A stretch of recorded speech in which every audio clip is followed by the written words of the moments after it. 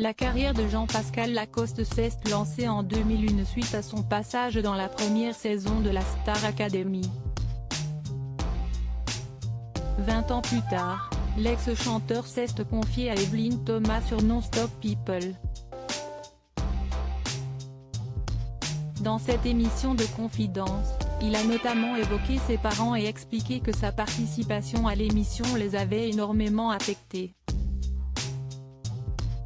Car du jour au lendemain, Jean-Pascal Lacoste a gagné en notoriété.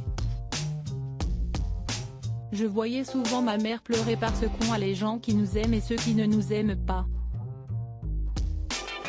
Donc ils vont voir mes parents en disant, oui ton fils, ceci, cela. Si est-ce très dur pour des parents, indique-t-il. Selon lui, son père, décédé d'un AVC en 2005, a lui aussi été touché par ces critiques et assure que la Star Academy, si est aussi ce qui l'a foutu un peu en l'air. Mon père, il est un peu comme moi, je n'ai rien à foutre de ce que vous pensez. Mais au fond de lui, ça a été dur.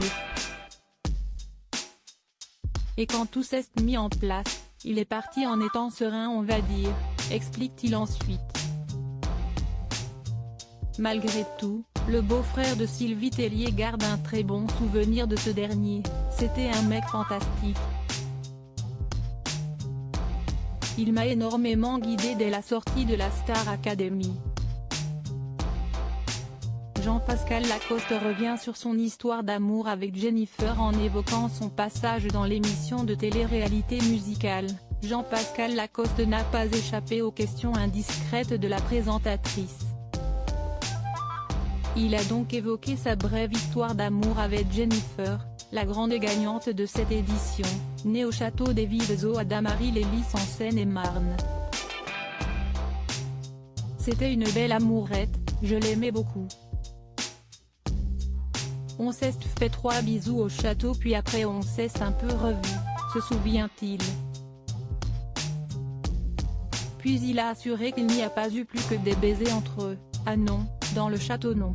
Parce qu'il y a des caméras partout. On était là pour bosser.